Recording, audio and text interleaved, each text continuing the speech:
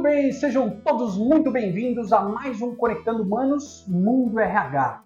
E o programa show de hoje é um papo reto com o seu coração, mesmo porque trouxemos uma especialista do órgão vital aqui do Rei do Tum-Tum no nosso organismo, a doutora Floriana Bertini. Hoje nós estamos aqui num espaço extraordinário, aqui nas costas do Parque do Ibirapuera. Esse espaço é o Espaço Vita, que trabalha com fisioterapia, com ortopedia e que está anexado dentro de um outro espaço muito legal também, que é a Runland. Então, fazemos já, antes de iniciar o programa, um agradecimento aos dois espaços e convidando você também que se interessa, né, em correr, em desenvolver uma saúde. O programa de hoje fala exatamente sobre isso, sobre saúde, longevidade. Vai falar principalmente sobre as ferramentas para a gente fazer uma boa gestão do estresse. O que é isso? E o que é isso? Estresse? Alguém conhece estresse? Como é que é isso? Rio Mano, essa portinha já bateu, né? Já tocou no seu coração aí o estresse? Está vivenciando, né? Principalmente depois da pandemia, as coisas ficaram cada vez mais, né, acentuadas e tudo mais. Doutora Floriana Bertini, brigadaço por nos receber aqui, mais uma vez, inclusive. E fala um pouco pra gente. Você já começou, na realidade, com essa provocação a respeito do estresse. Uhum. E aí?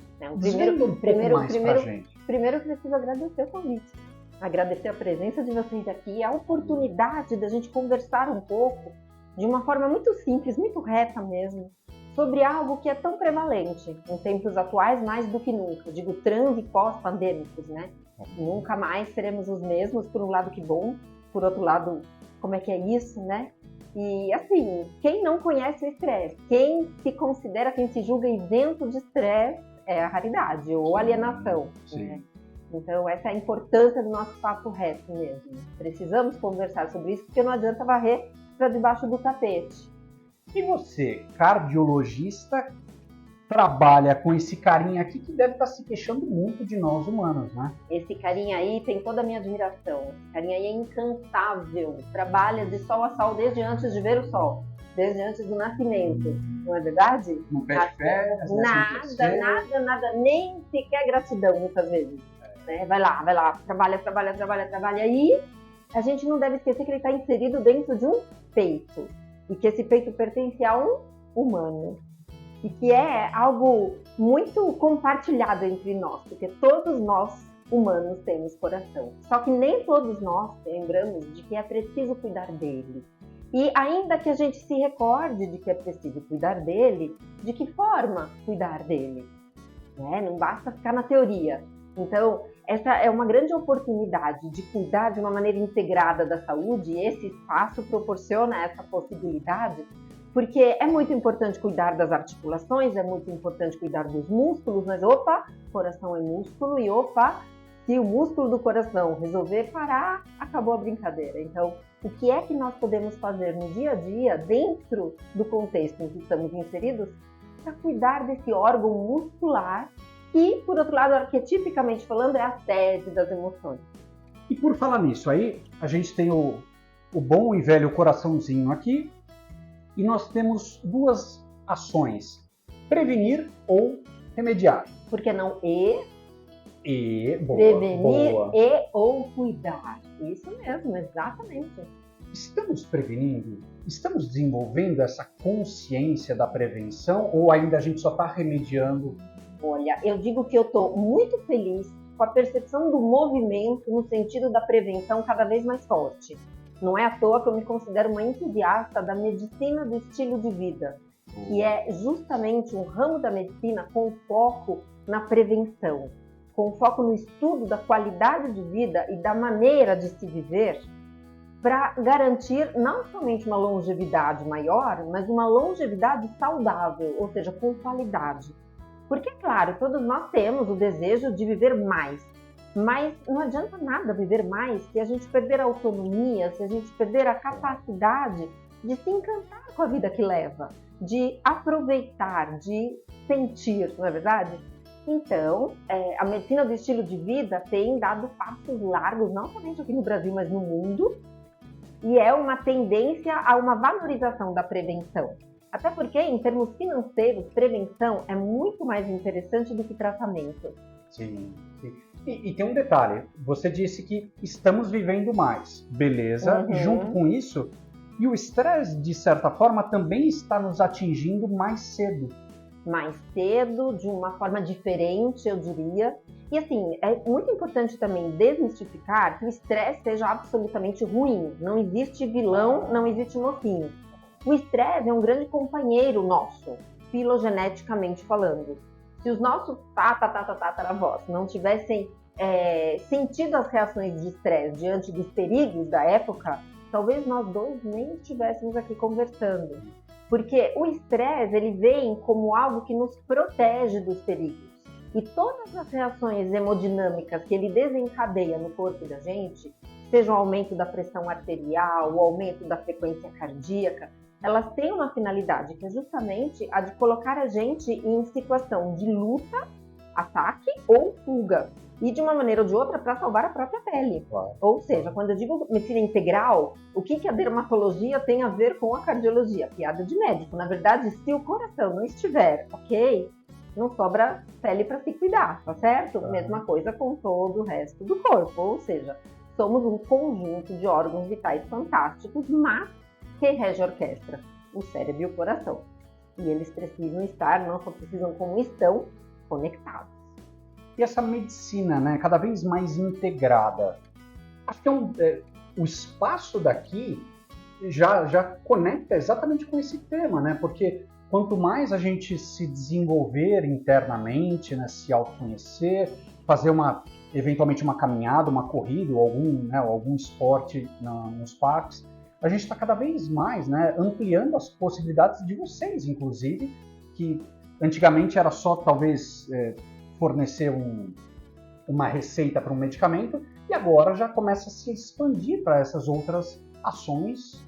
E você apontou justamente para a natureza. Sim. Você apontou para o óleo verdinho, exatamente. E assim, a espiritualidade é uma das dimensões da medicina do estilo de vida que permeia todas as outras.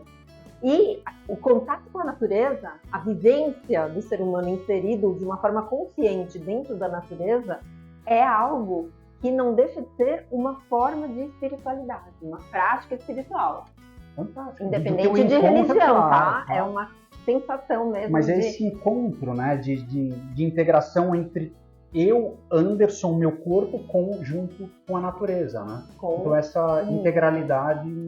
Exatamente.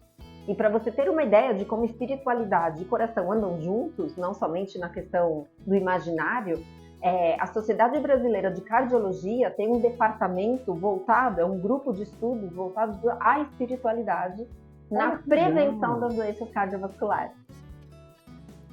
E é muito louco isso, né? Porque você ouvindo, né, de uma especialista, de uma médica sobre espiritualidade, dá aquela tipo arranhada no disco. Como assim? Mudança de paradigma. Você fala, olha, antigamente os médicos prescreviam mais remédios, antigamente sim, mas não se esqueça de que tudo é muito cíclico. Se a gente for consultar o pai da medicina lá atrás, Hipócrates, o que ele dizia? Que o seu alimento seja o seu remédio. Que o seu remédio seja seu alimento. Ou seja, é uma questão de adequação de paradigma. Então, quando você diz, como é que está sendo a questão da prevenção? A questão da prevenção está sofrendo grandes investimentos e é um movimento muito bonito de se ver, porque, de uma certa forma, é uma reconexão com a nossa própria essência.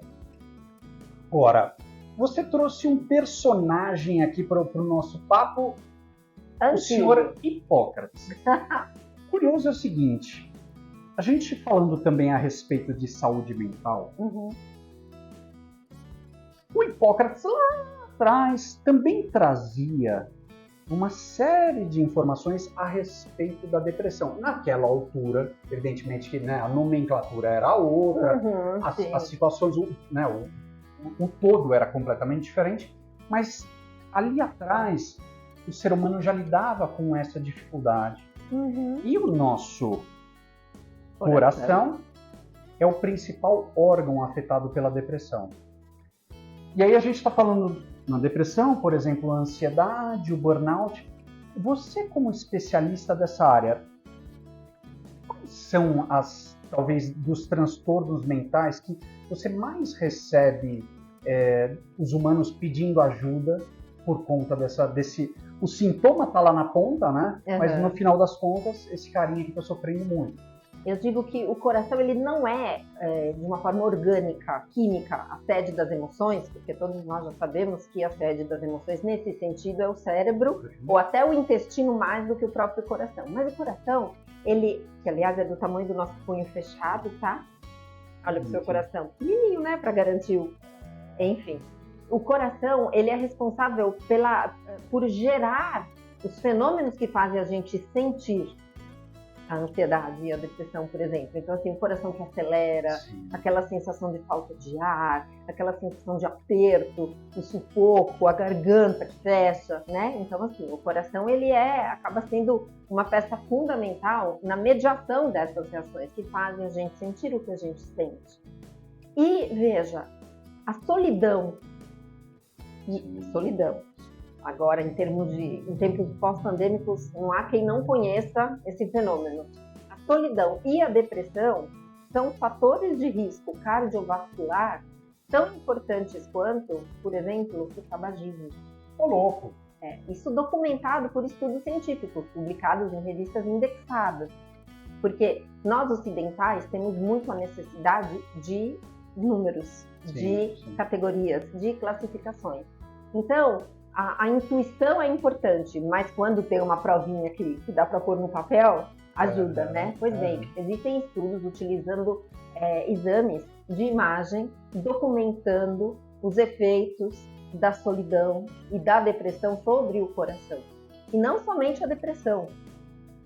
A raiva, que é uma emoção básica, a raiva, se ela estiver fora de controle, ela chega a aumentar em até 5 vezes, os dedos de uma mão, 5 vezes o nosso risco de desenvolvermos um evento cardiovascular adverso. O que é isso? Basicamente, infarto agudo do miocárdio, coração, ou acidente vascular encefálico, que é o derrame, comparando a gente mesmo ou as pessoas com os mesmos grupos de risco, os mesmos fatores, de risco convencionais, que não foram submetidas ao mesmo ataque de raiva. Ou seja, quando você sente um ataque de raiva, uma fúria descontrolada, você se submete a um risco 5 vezes maior do que você mesmo sem ter passado por aquilo. Independente da idade.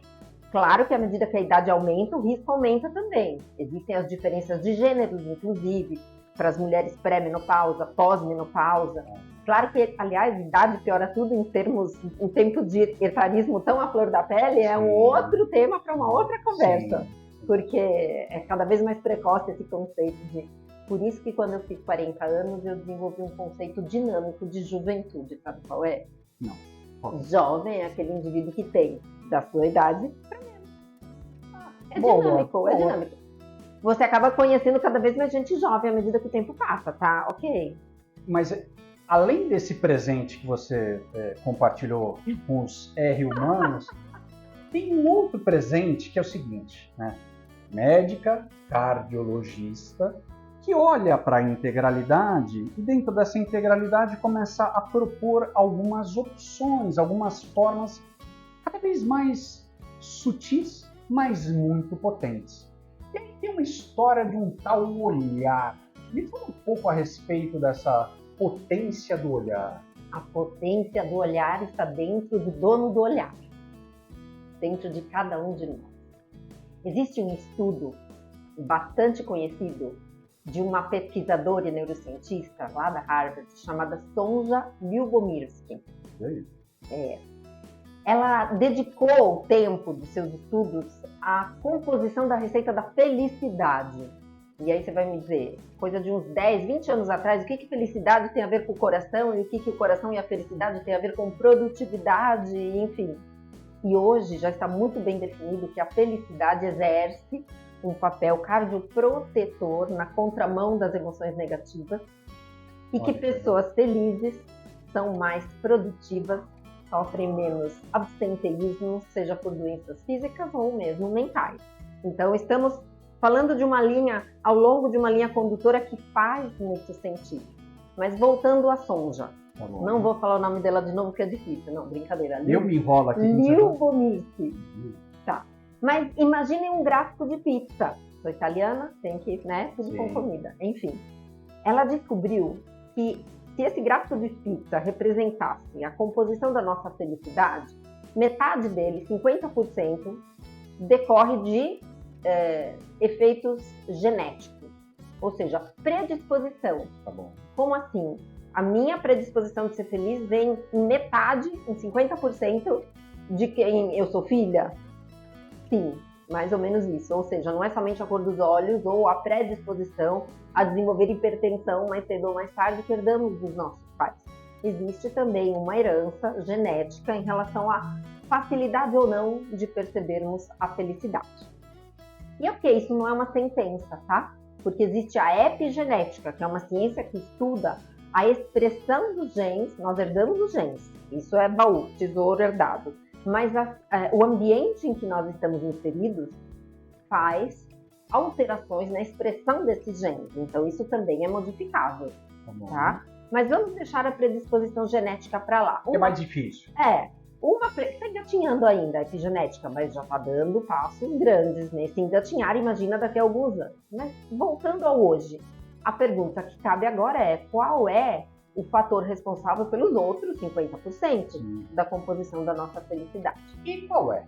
Aí eu vou dividir em dois pedacinhos, duas fatias da pizza. Uma fatia menor de 10%, adivinha do que é? Das coisas, das circunstâncias como elas são. Se o seu time de futebol ganhar e você for um torcedor assíduo, você vai gostar de perceber que seu time ganhou e vai ficar feliz. Quanto? 10% da sua felicidade. E dura pouco. Sim.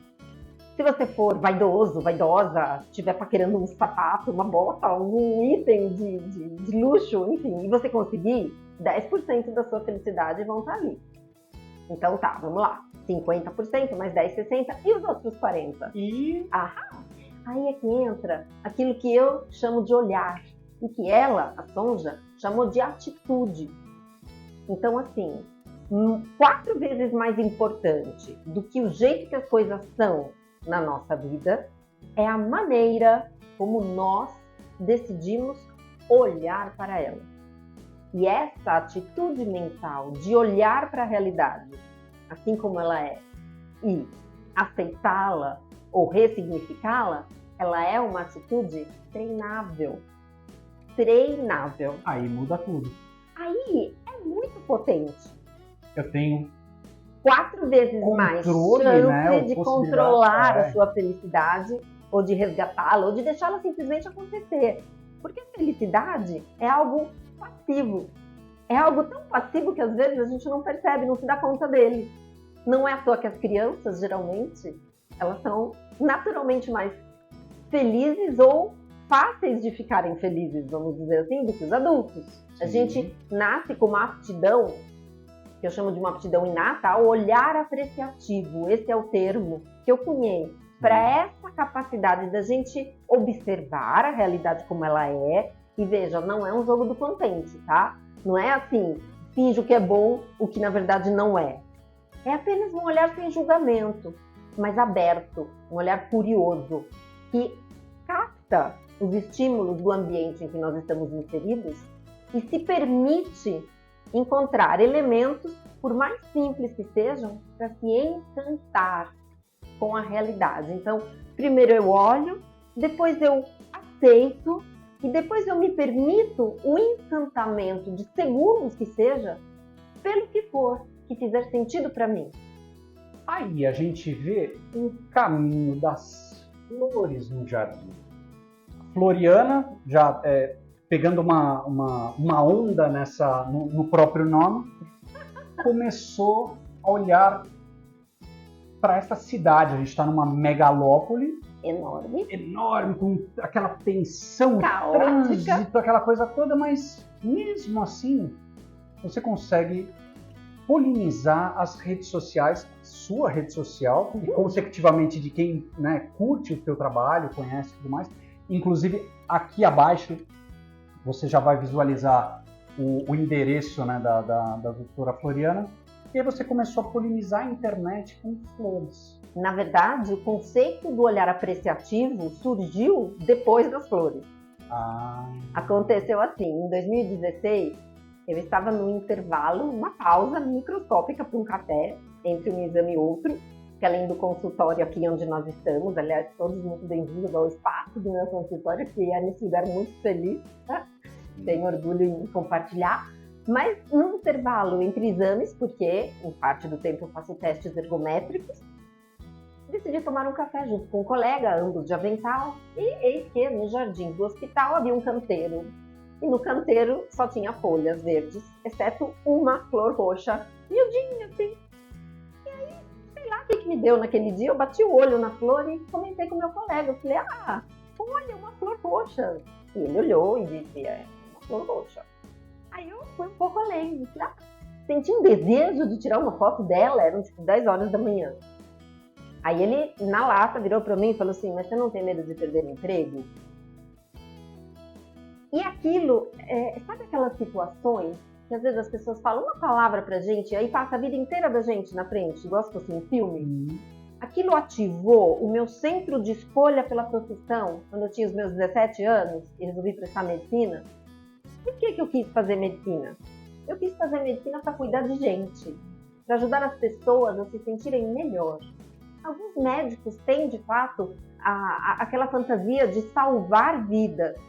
Eu acho isso fantástico, mas particularmente nunca tive essa pretensão do salvamento. Claro que a gente aprende a ressuscitar, reanimar, tudo isso, mas a minha vontade mesmo era de disponibilizar bem-estar, saúde e qualidade de vida durante a vida.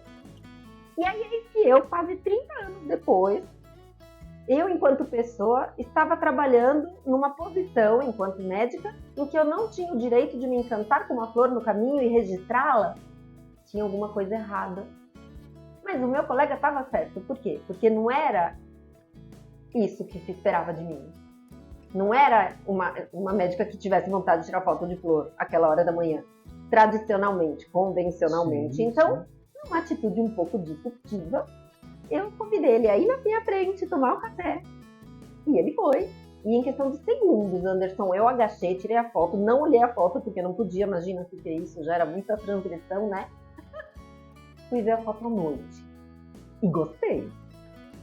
Aí até então não tinha nenhum projeto, só que no dia seguinte, estacionei o carro, abri a porta do carro, tinha uma orquídea branca, desse tamanho mais ou menos assim, e era um pouquinho antes das 7 da manhã, que é a hora que a gente entra, o sol passando por ela, por trás, ela parecia feita de açúcar.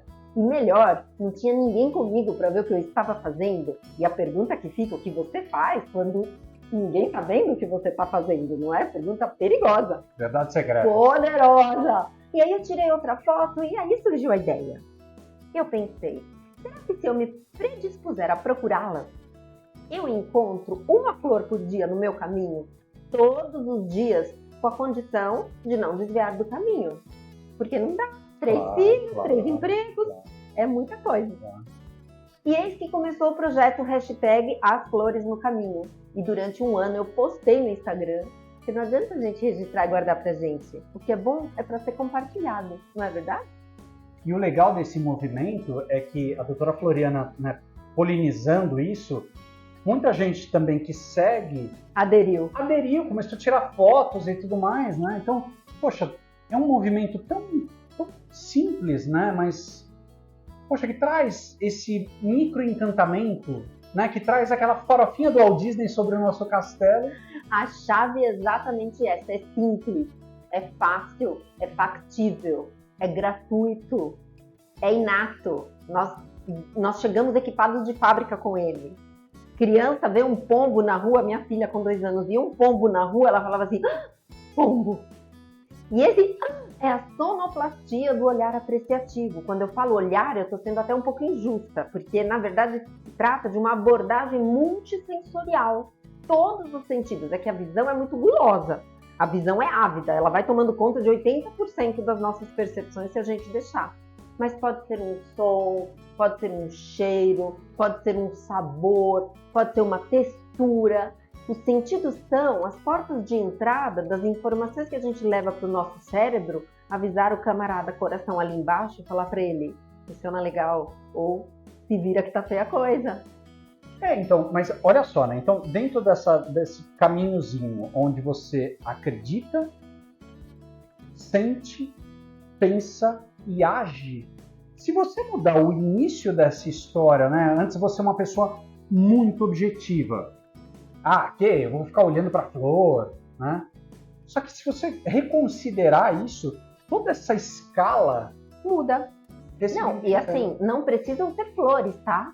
Se você, de repente, sentir o diante de uma cadeira amarela, ok, colecione cadeiras amarelas. Na verdade, a flor foi apenas uma metáfora que foi muito fácil de encontrar, porque as flores têm uma beleza solidária, muito empática conosco. Elas têm muitas afinidades do ponto de vista de ser vivo. Elas são únicas como nós somos únicos. Elas são persistentes, porque não é toda semente que vira flor. E elas são perecíveis, assim como nós. Elas não duram para sempre, nós também não. E essa consciência da finitude é o que dá mais sentido aos nossos dias. Porque o tempo não volta. Então, já que ele não volta, já que estamos aqui, equipados com um corpo físico muito bom, funcionando assim, fantasticamente, com um ou outro ajuste que possa ser feito, mas você já parou para pensar na quantidade de coisas que estão funcionando nesse momento, em nós dois, para que a gente esteja aqui conversando? E quando foi a última vez que seu olhar apreciativo, voltado para você mesmo, fez com que você sentisse um desejo de agradecer por isso? Quando foi a última vez que nós lembramos que estamos respirando, enxergando, caminhando, degustando, engolindo? Então, assim, a gratidão também é um fator de proteção cardiovascular.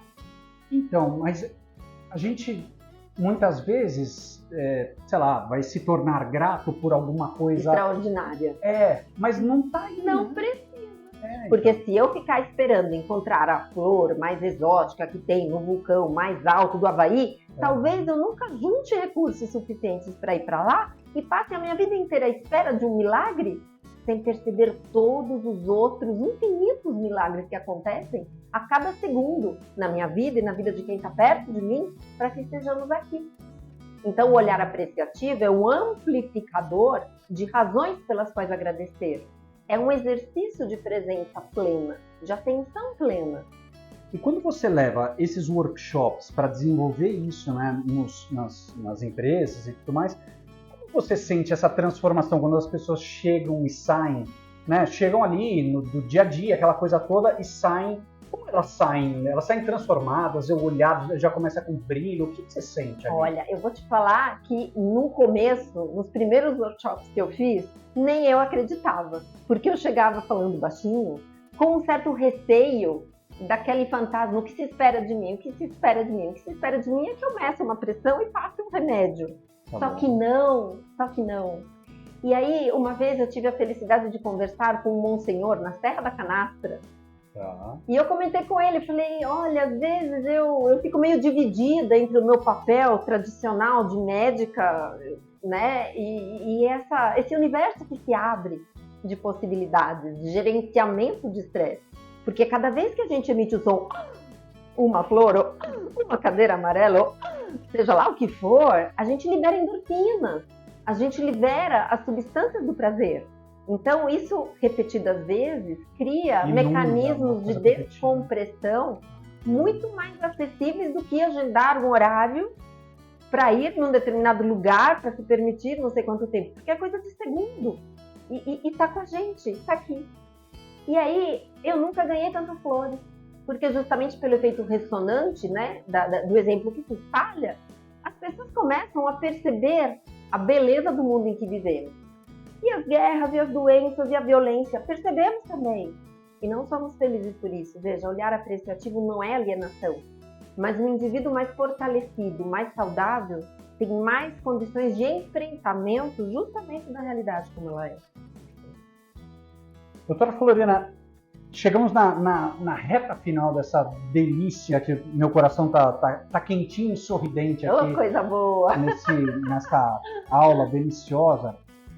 Por falar em gratidão, que é um dos pontos que você trouxe aqui, queria mais uma vez aqui agradecer o espaço, né, da Vita, que nos acolheu super generosamente junto. Hoje, inclusive, vai rolar um evento daqui a pouquinho, aqui um evento da Adidas na Running Land. E agradecer também as 3 empresas que nos apoiam muito dentro desse programa. Então, o Mundo RH, né, um portal que dialoga diariamente, que mensalmente fala com mais de 200 mil profissionais da área de RH. Mandar um abração para o Francisco Carlos, que é o dono @Mundo RH. Aproveitar, agradecer demais a nossa Floquinha, que é quem nos conectou, Karina Okajima Fukumitsu, o maior nome da suicidologia no Brasil. Floquinha, um beijo gigante no teu coração. E agradecer também a outras 2 empresas, a NetPoint, que nos auxilia em projetos de transmissão ao vivo, faz isso para empresas de grande porte e tudo mais.